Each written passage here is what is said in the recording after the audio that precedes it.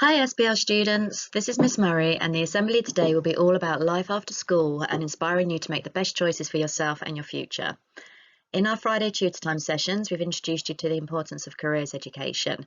So in this assembly, I shall recap on the help that's out there as well as going through the options available to you at post 16 and 18. We'll cover all the options available such as sixth form, college, apprenticeships and university because we really want you to just do your best and aim high.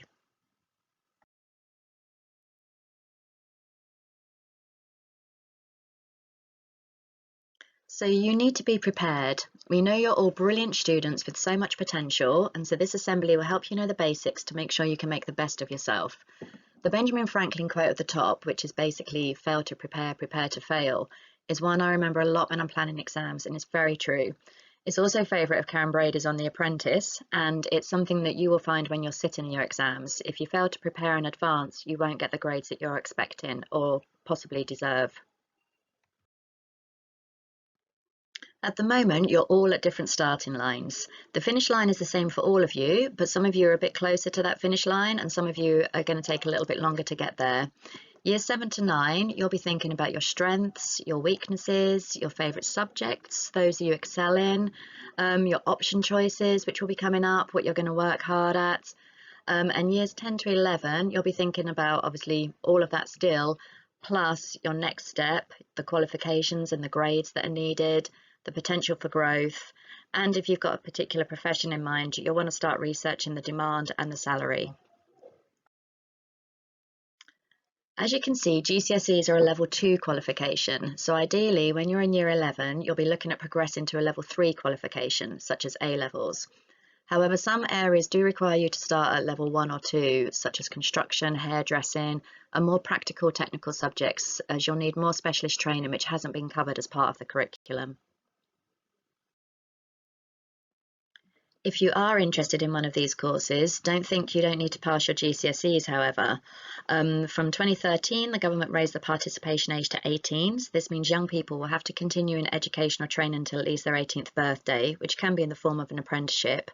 And if you get lower than a grade 4 in maths or English, you will need to keep resitting them until you pass or turn 18.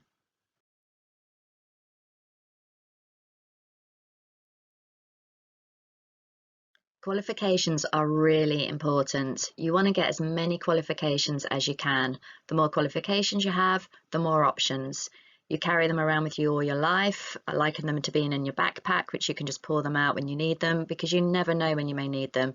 You might decide a career change is needed at some stage, and they could help you with a promotion or training opportunity that might come up at your work. So as you can see, for A levels, you'll need 5 GCSEs, grades 4 or above, usually including maths and English. Some courses are more demanding and there's more of a jump from GCSEs. They may ask for a grade 6, for example. You can study at school sixth form, such as our brilliant post-16 centre, a sixth form college, such as St Brendan's, or colleges such as City of Bristol College. When you look at the colleges, remember to check them all out to see which suits you and your requirements better. And the requirements are not just about qualifications, that can be about the environment and the learning approach. College and sixth form college tend to be focused more on independent work and self-motivation, which this can be really good when you're preparing for university. School sixth forms such as SBL and Wellsway have the advantage that the teaching staff already know you and you them, and they can be more supportive and understanding in that way. Although you will certainly have more independence than you did as a younger student, you will also still be part of the school. As you can see, there are lots of providers local to us, all with particular specialisms such as SGS and sport, for example. These are all linked on our website and I would encourage you to research as many as possible. So are A-levels right for you? Yes, if you want to go to university, or you may want to in the future. Yes, if you enjoy a range of subjects, if you don't have a clear plan in mind, and if you're obviously academically capable. They're not suitable if you do have one specific subject or vocational area in mind, if you prefer practical learning because they're very exam based, and if you are keen to get into the world of work via an apprenticeship or a traineeship. However, if you've decided A-levels don't sound right for you, do not dismiss level 3 study. You can combine A-levels with more technical, less exam-based subjects such as BTEC or Cambridge Technicals, which we offer here at SBL. If you're thinking of going to university, which obviously we encourage you to, check their entry requirements, as many do offer places to students who have studied these qualifications in place of or alongside A-levels. You can do this though, aim high. We believe that at least approximately 80% of students should definitely consider A-levels and level 3 study, as we know you have the capability. If we really felt it would be too challenging for you, we would be honest and say.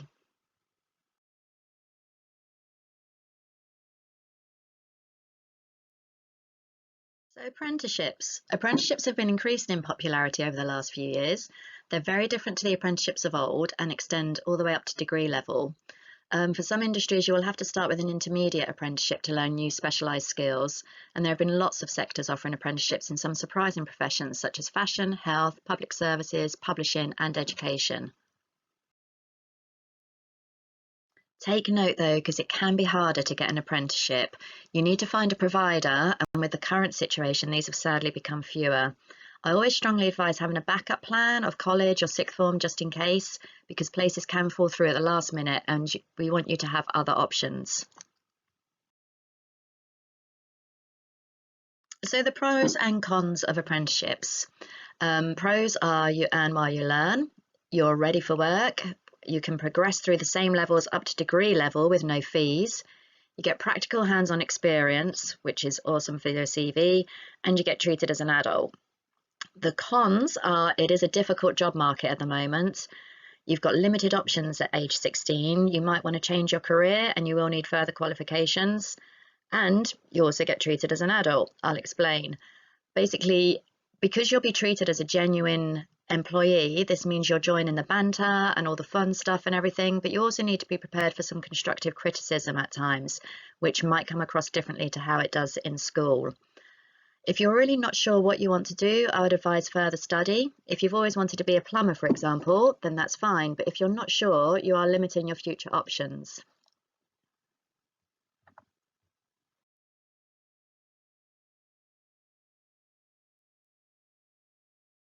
University. So if you followed the more traditional route of studying at post 16, then you should consider university. We're increasing the numbers in our post 16 centre and more students are now moving on to university, which is great. We know there are many of you who are totally capable of this and we really want to encourage you to go for it. However, we know it can seem daunting and out of reach, especially if you're the first in your family to go. But don't let this deter you. I was the first in my family to go to university, and there are lots of first generation students at uni, so you won't be alone. We have lots of people both in school and externally who will help you apply. Interestingly, there are currently 56% female students at university compared to 44% of males. But there is still a gender distinction, however, in subjects studied, with fewer women studying engineering, for example, and fewer males following the arts, such as English literature. So it'd be really cool to go to university and also buck those trends if you can. So quick pros and cons for university. Pros for some professions, you have to go to university, such as to be a doctor or an architect, for example. You will earn approximately £10,000 more per year than non-graduates. In 2018, the median average wage for a graduate was £34,000, whereas for non-graduates it was £24,000. You have higher employment rates, even if it's not a graduate position, gain transferable skills and you learn independence. The main con is the expense. It is expensive and you will leave in debt. However, you don't start to pay it off until you earn a certain amount. Once you leave your course, you'll only repay when your income is above the repayment threshold, which is currently £26,575 a year. So for example, if you earn £2,250 a month before tax, you'll repay just £3 a month. The other con with university is that if you don't enjoy it and you want to leave, you will still have incurred some costs which will have to be repaid. Again, we all know how fantastic the Southwest is, and we're lucky to have many excellent universities on our doorstep if you don't want to move away or move too far. Going to a local university is becoming far more popular as it does help save money. So as we keep stressing, aim high. Look at the Russell Group universities, which are a group of 24 world-class leading universities which are highly respected. They include Oxford, Cambridge, Liverpool, Manchester, Bristol and Exeter. But check the courses first, as some non-Russell Group universities are preferred by employers. An example is Aston University, which ranks above Oxford in terms of employability, and Bournemouth University is one of the leading places to study animation and digital effects. Its National Centre for Computer Animation fielded 55 graduates for the making of James Cameron's Avatar.